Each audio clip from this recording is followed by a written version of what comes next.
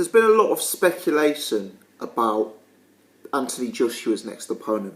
Let me say, if you're watching this video and you're not based in the UK, genuinely, amongst the boxing hardcore, this is the most discussed topic. I get, when I get messages on my Facebook, on my Twitter, on my YouTube comments from boxing fans, honestly, I would say about 50% of those messages relate to who do you think Anthony Joshua's next opponent's going to be. There's a lot of talk about the heavyweight division and opponents at present. Anthony Joshua is set to announce an opponent.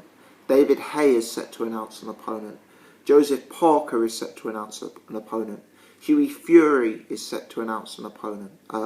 There's a lot of talk. And one that really has captured the public's imagination, one fight in the UK, is the proposed matchup between Charles Martin and Anthony Joshua.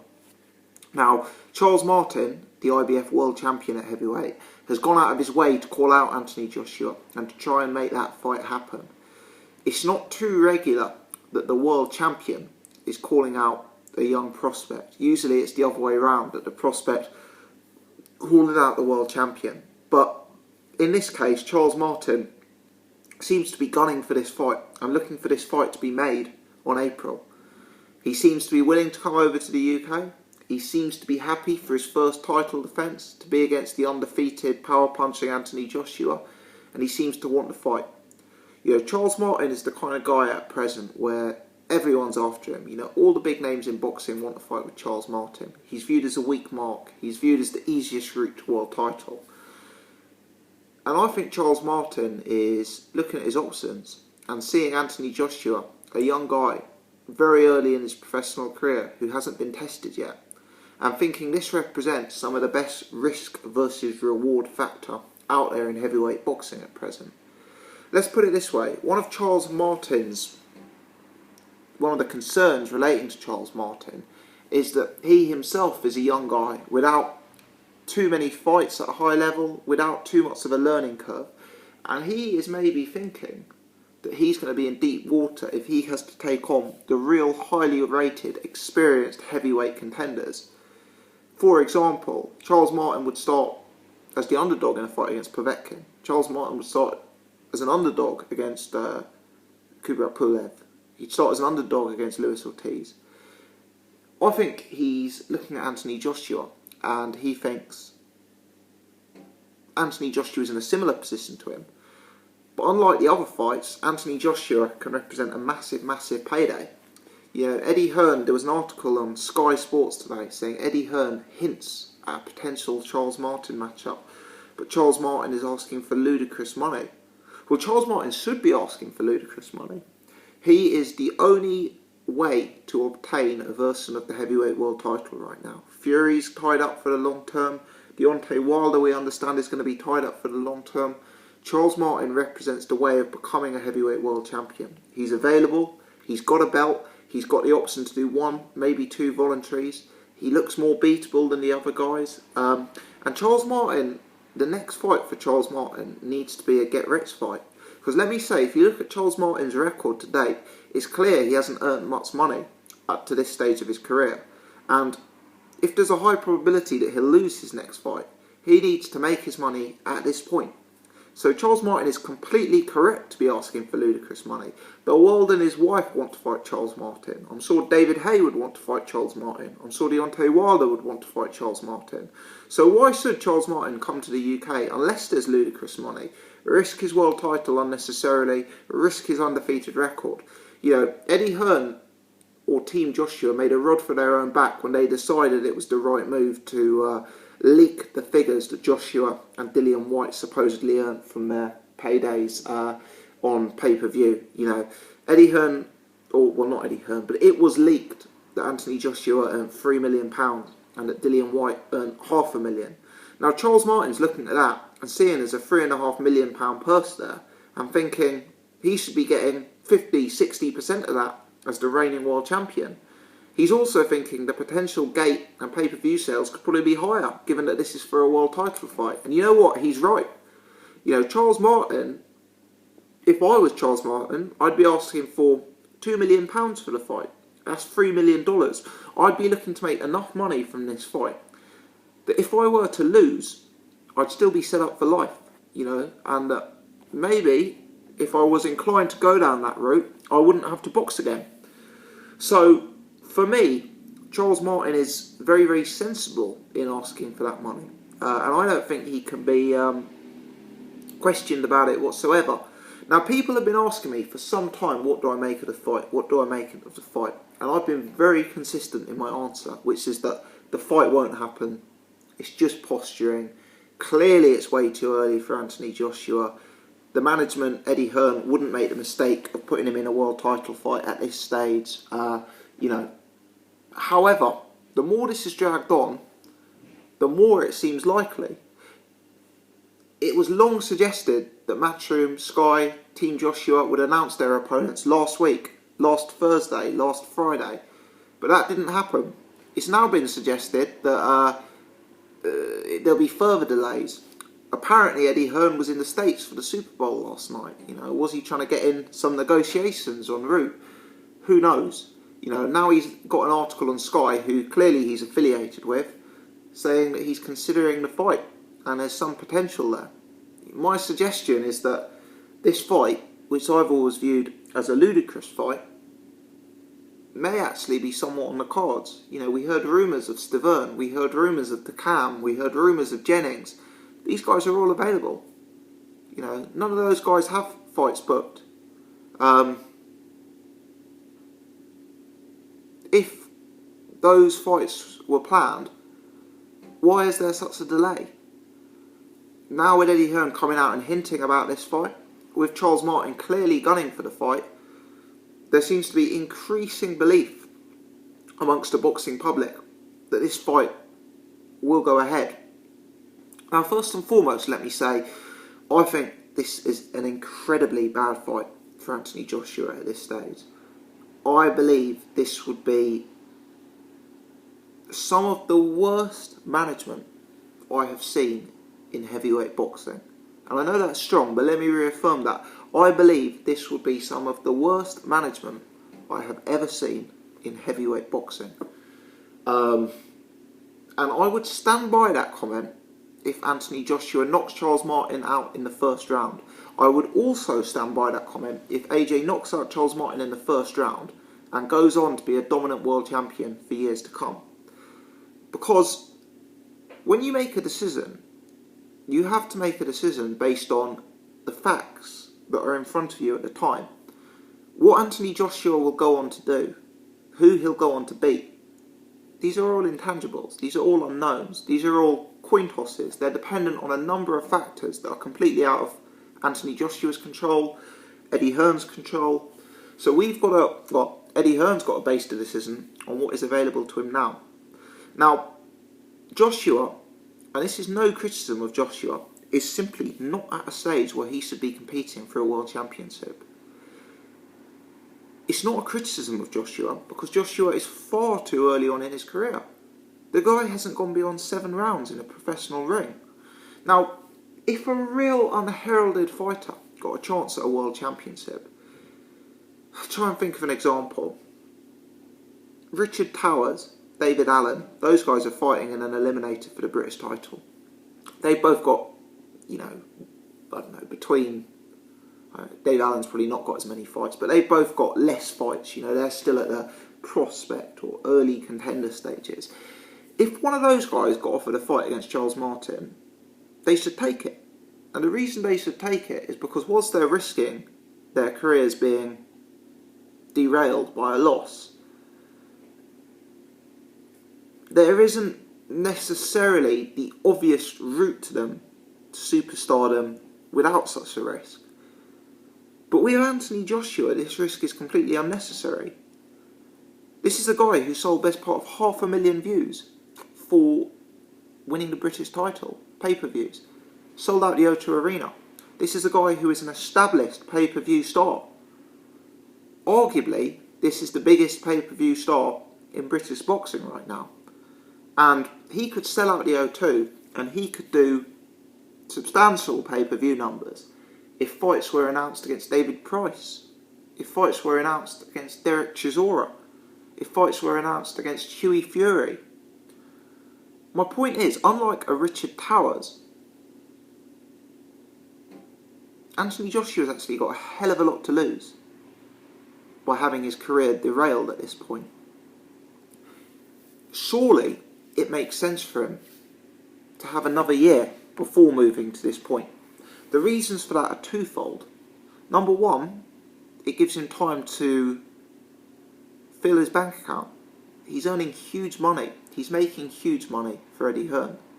Surely another 2 or 3 fights at the Dillian Whyte level make him financially secure enough that if something does go wrong in later fights, Joshua can be safe in the knowledge that he's already secured his financial future for him and his family. Secondly, I honestly believe Anthony Joshua has a much higher chance of winning a world title and defending it if he were to take an extra year. Charles Martin is a very tall, power-punching southpaw who can fight on the inside and who can fight on the outside, who throws combinations that go to both levels. Now, don't get me wrong, Charles Martin isn't the finished article, in many ways, Charles Martin's fight with Glasgow for the world title, in my opinion, came too soon for Charles Martin. But unlike Anthony Joshua, he was in that Richard Towers situation where he had less to lose by taking that fight. Now, Charles Martin is still raw, he's still green, he's still got quite a lot to work on. But he's also got a lot of attributes. And for me, Joshua hasn't really been in with someone like Charles Martin. I mean, when was the last time Joshua boxed someone his own height with any level of capability? I mean, someone will probably point out that he boxed Gary Cornett, but let's be honest, that fight was over so quickly due to the difference in levels that he didn't learn anything from that fight. Yeah, when was the last time Joshua fought a top 10 rated southpaw? Don't you think that's necessary before fighting a southpaw at this level?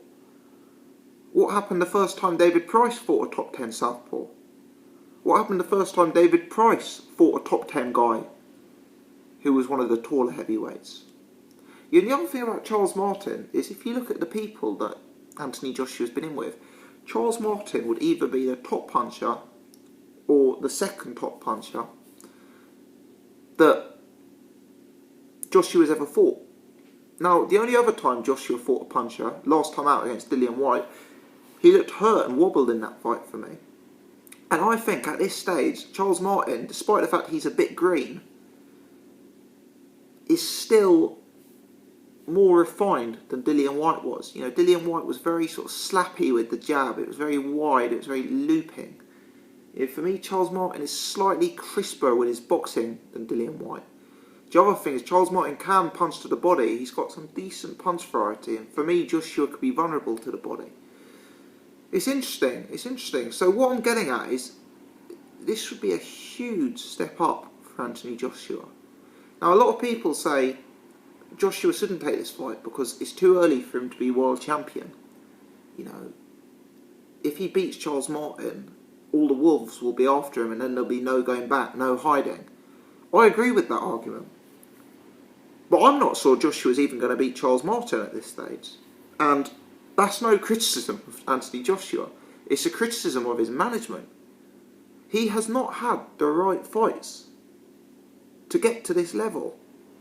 When Joshua was fighting Konstantin Eriks, when Joshua was fighting Denis Baktov, when Joshua was fighting Michael Sprott, perhaps his management should have thought, actually, why don't we put him in with Mariusz Wach?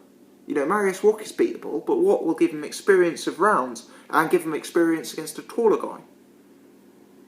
Things like that would have been ideal. When he was in his early fights, why didn't they ever look at the guy Joseph Parker fought the other day, Jason Bergman? A southpaw, experienced, durable.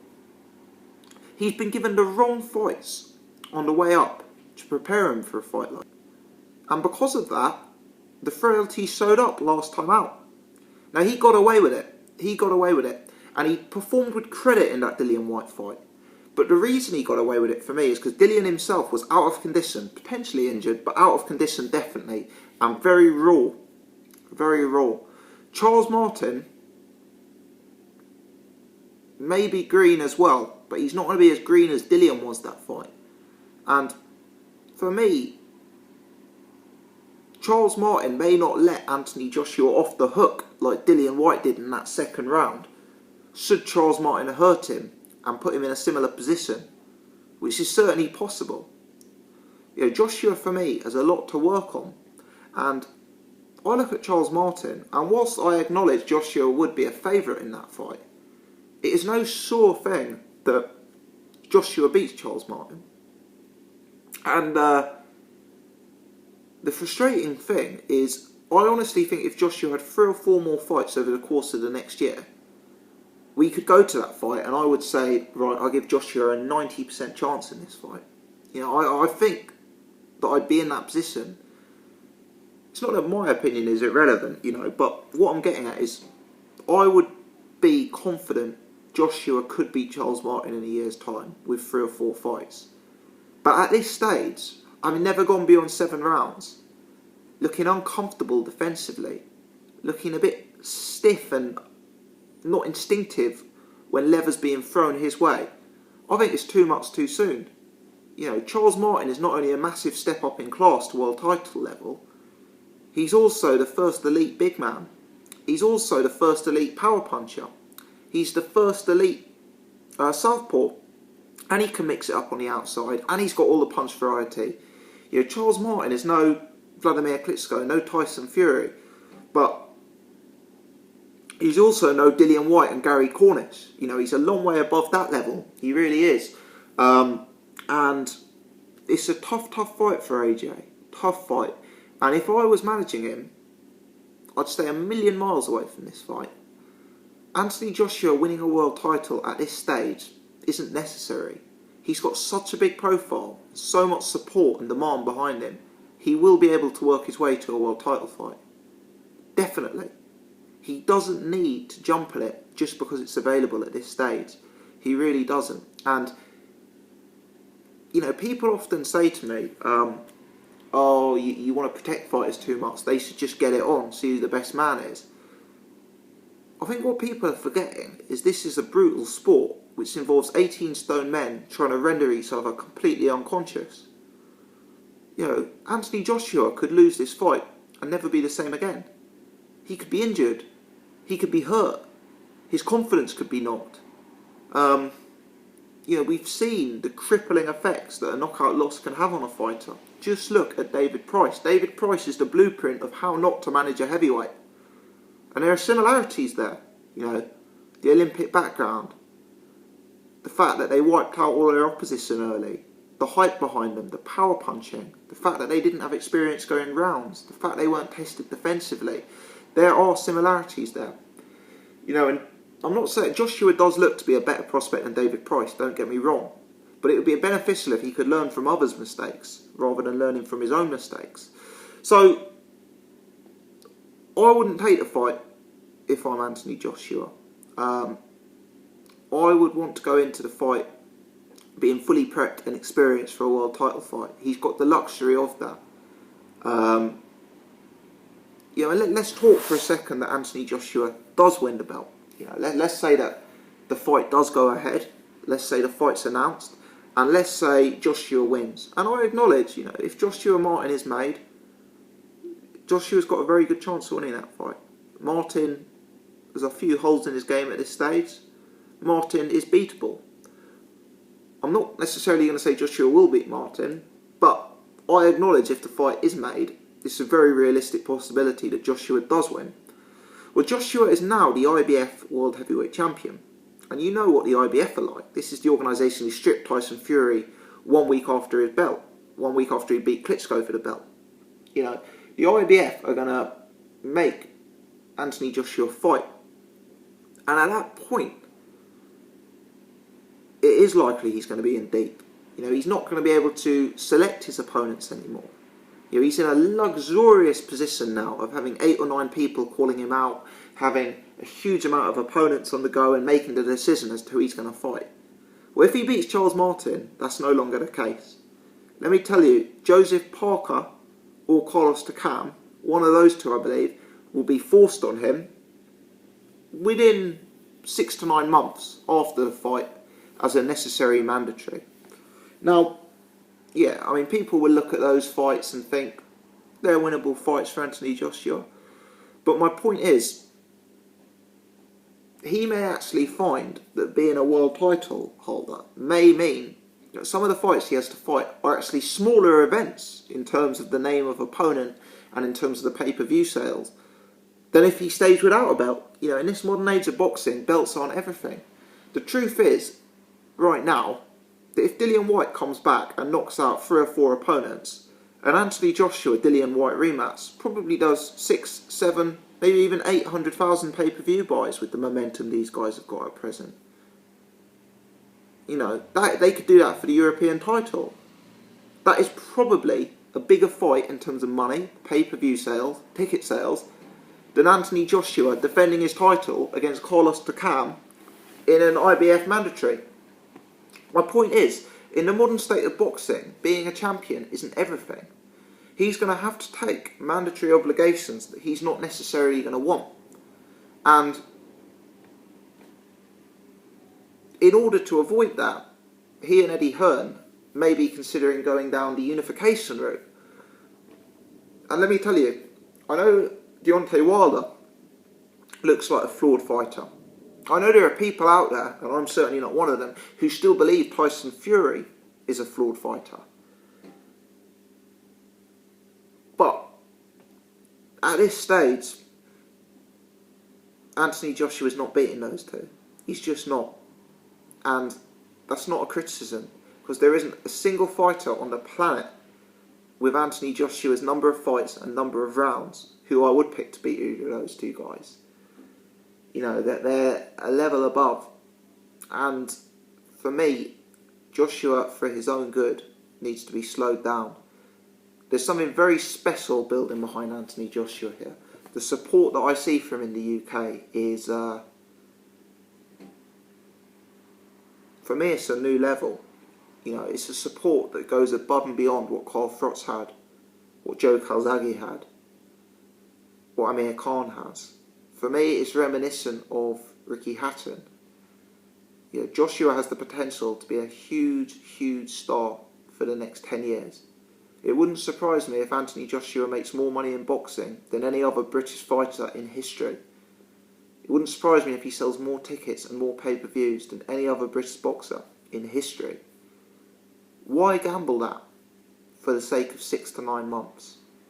It's unnecessary, it's greedy, and it's not actually good for Anthony Joshua in the long run. Now, there's a lot of talk about the Sky pay-per-view model in the UK. A lot of talk about it. And with the situation for Sky, I've talked about this a few times on the channel. They bid a lot of money to secure the Premier League football rights in the UK at present. And because of that, they're having to lean more on other sports, such as boxing, to provide substantial income to the channel. Now, with that being the case, there's the suggestion, and I know this is a suggestion that Frank Warren has voiced several times, that boxing pay-per-views are going to have to become a more regular occurrence. And if you look at Eddie Hearn and who he's got on his stable, there aren't actually that many pay-per-view fighters. Kell Brook could be involved in pay-per-views, but he isn't a standalone pay-per-view fighter. Realistically, he needs an Amir Khan or a Keith Thurman or a Manny Pacquiao to make it to pay-per-view. And those names aren't being secured. James DeGale, great fighter, one of the best fighters in the world. Again, he's not a pay-per-view star. He needs a George Groves or a Carl Frost in order to propel him to that level. Scott Quigg, he's headlining a pay-per-view against Carl Frampton. But let's be honest, if Scott Quigg's fighting anyone else in the world, even if it's Rigondeaux, even if it's Kid Galahad, that's not a pay-per-view. The two need each other. Yeah, again, my point is if you're looking at Eddie Hearn and you're trying to work out how can I get 6 pay-per-views a year, how can I get 8 pay-per-views a year, the only answer is Anthony Joshua. And that could potentially be a contributing factor for why Anthony Joshua is being rushed.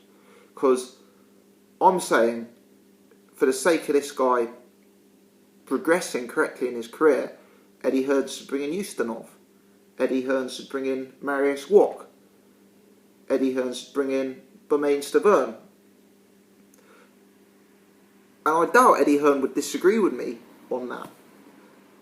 But he's also looking at it from another perspective, that he wants to hit certain numbers of revenue for Sky to elongate his position as their exclusive Sky Sports pay-per-view broadcaster. Now, because of that, he's probably not keen to sign up Anthony Joshua versus Ustinov or Anthony Joshua versus Marius Wack.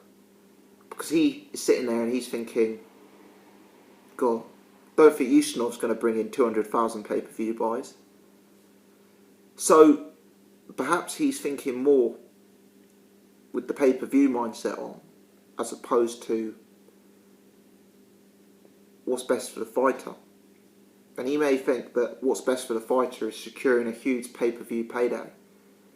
But Anthony Joshua is not one of those fighters whose career is going to be based around one huge pay-per-view payday. You know, Scott Quigg's career is based around this Carl Frampton fight. That's it. You know, Eddie Hearn talks about jumbo jets landing when a pay-per-view's coming in. Scott Quigg's jumbo jet is landing right now. The thing with Anthony Joshua is, if managed correctly, he's got the potential for a fleet of jumbo jets. You know, 20 jumbo jets. He's got the potential to fight Tyson Fury on pay-per-view, David Haye on pay-per-view, Dillian White, I believe, on pay-per-view, Deontay Wilder on pay-per-view, Joseph Parker on pay-per-view. That's just 5. That's just 5. I mean, you know, he's got the potential. He's a young man, Joshua. He's got the potential to be around for 10 years. He could smash all records. But a loss at this stage of his career is detrimental, massively. It's not all about having an O. It's not all about remaining undefeated. And in the long run, it is about taking the top fights. But people also need to think about the care of a fighter. And the way he was exposed defensively last time out. All I'm saying, if that was Deontay Wilder, if that was Vladimir Klitschko, he'd have been knocked out. Charles Martin, he's not at that level yet, but for my money, it's a step too soon. Before you chuck him in with Martin, give him experience of a few rounds against someone who's a southpaw of Martin's height. Build him in the correct way. You know, this is heavyweight boxing. We're now talking elite heavyweight boxing. We're talking world level heavyweight boxing.